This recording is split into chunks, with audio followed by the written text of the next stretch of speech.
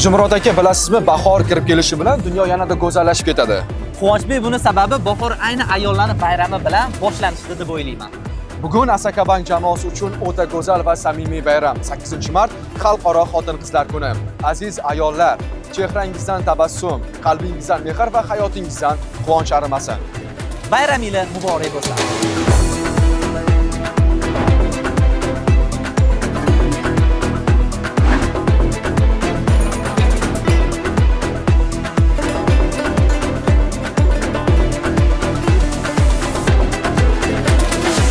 Assalomu alaykum aziz va munis onaxonlar va opa-singillar. Barchangizga nafis bahor 8-mart Xalqaro xotin-qizlar bayrami muborak bo'lsin.